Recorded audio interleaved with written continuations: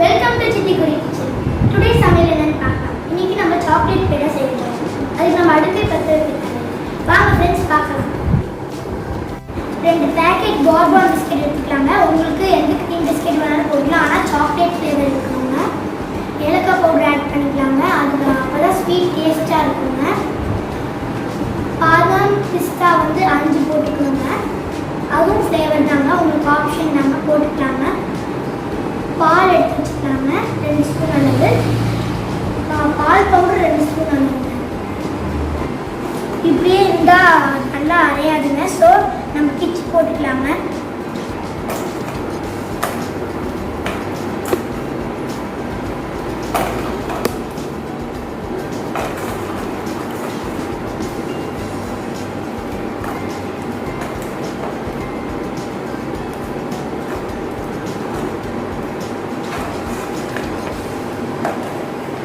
நைஸாக வரதுக்காக நம்ம பிச்சு போட்டுக்கலாங்க.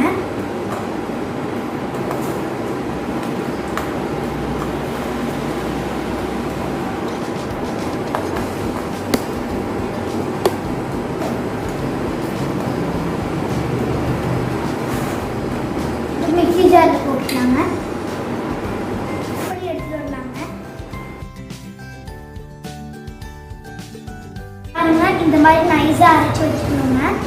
இப்போ நம்ம ஏலக்காய் பவுடர் ஆட் பண்ணிக்கலாம்.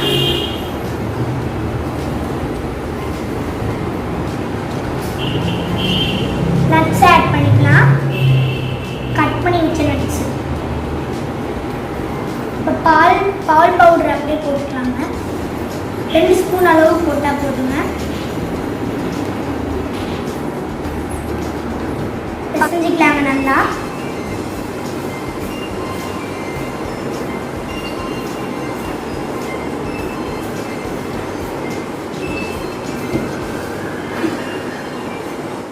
பால் 2 ஸ்பூன் போட்டுக்கலாங்க.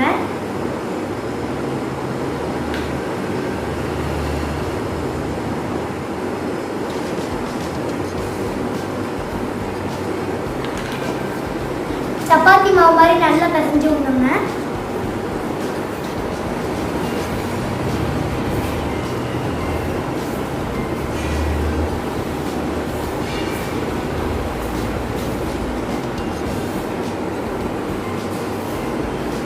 பாருங்க, இந்த மாதிரி பிசைஞ்சு வச்சுக்கணுங்க. எண்ணெயே ஆட் பண்ணலங்க. ஆனால் பாருங்க, பால் பவுட்ரு மில்க் ஆட் பண்ணதில் அப்படியே வந்துருச்சுங்க எண்ணெய் தரங்க மாதிரி. நல்லா சப்பாத்தி மாவு மாதிரி வந்துருக்குங்க.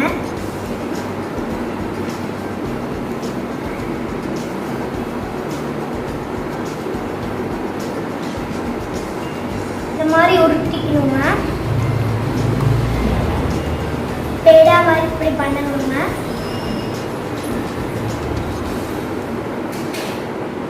அதே மாதிரி எல்லாத்தையும் பண்ணிக்கலாங்க. பாருங்க, இந்த மாதிரி நட்ஸ் போட்டுக்கணுங்க. இப்போ நம்ம சில்வர் பேப்பர் ஆட் பண்ணிக்கலாங்க. கடையிலே கிடைக்குங்க. டிபார்ட்மெண்ட் ஸ்டோர்ஸ்லாம் கிடைக்குங்க. பார்த்து எடுத்து போடுங்க. கடையில் வாங்குற மாதிரியே இருக்குங்க. ஆப்ஷன் தாங்க. வேணா நம்ம ஆட் பண்ணிக்கலாம்.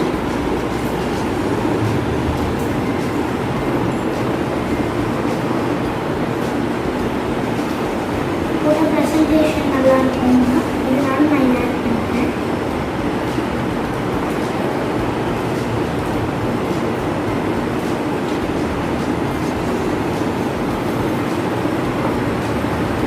பாருங்க, சாக்லேட் பேடா ரெடி ஆயிடுச்சு.